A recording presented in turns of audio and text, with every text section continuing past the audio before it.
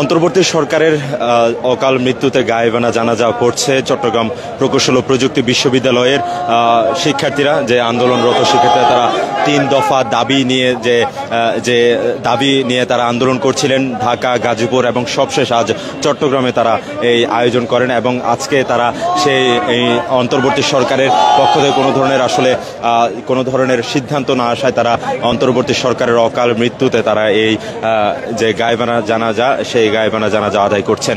এখন নিশ্চয় দেখছেন যে শিক্ষার্থীরা, চট্টগ্রাম প্রকৌশল ও প্রযুক্তি বিশ্ববিদ্যালয়ের শিক্ষার্থী রয়েছে, তারা সেই গায়েবানা জানাজা নামাজে অংশগ্রহণ করছে এবং নিশ্চয় সেই দৃশ্য আপনাদের সরাসরি দেখানোর চেষ্টা করছে কালের কণ্ঠের পর্দার মাধ্যমে।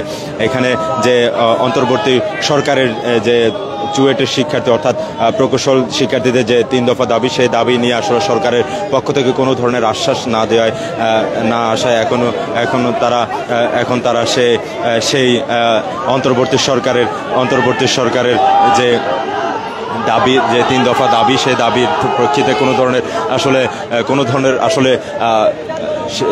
আশ্বাস না আসায় সে কারণে তারা মূলত এই গায়েবানা জানাজার আয়োজন করেছে এবং সেই গায়েবানা জানাজা কিছুক্ষণ আগে তারা শুরু করছে এবং শেষে তারা মোনাজাত করছেন এবং তাদের 3 দফা যে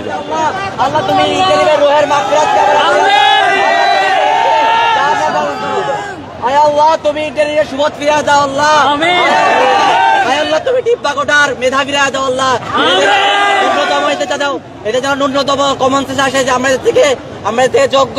আয় আল্লাহ তুমি এই যোগ্যতাদের মধ্যে ব্যয় করো আল্লাহ। আয় আল্লাহ তোমার কাছে প্রার্থনা করি আল্লাহ। আয় আল্লাহ যে গায়েবানা জানাজা পড়ছে আল্লাহ এটাকে তুমি কবুল করে নাও আল্লাহ। আয় আল্লাহ তুমি ইন্টারনেটকে হেদায়েত দাও আল্লাহ। আল্লাহ তুমি ইন্টারনেটকে হেদায়েত দাও।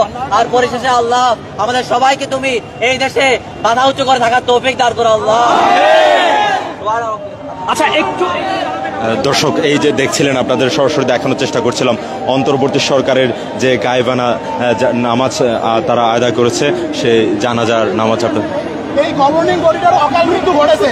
ইন্টারিমের এখানে তারা ক্ষমতায় আছে, এই কোটা বিরোধী আন্দোলনের রক্তের উপর দিয়ে তারা ক্ষমতায় এসেছে, কিন্তু তারা এই কোটা বিরোধী রক্তের মাধ্যমে ক্ষমতায় এসেও আজকে ঢাকা শাহবাগে আমাদের ইঞ্জিনিয়ার ভাইদের যারা কোটা বিরোধী আন্দোলন করেছে, তাদের উপর টর্চার করেছে, গ্রেনেড শেল মেরেছে, টিয়ার গ্যাস মেরেছে।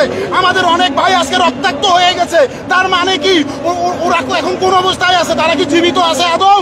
তারা কোনোভাবেই জীবিত নেই, তারা ইতিমধ্যে মৃত্যুবরণ করেছে। আমরা তার গায়েবানা এবং তাদের যাতে হেদায়েত হয়, যাতে তাদের রুহের মাগফিরাত কামনা করছি, যারা তাদের এই দেশটাকে রক্ষা করার জন্য এই দেশের একটা অন্যতম একটা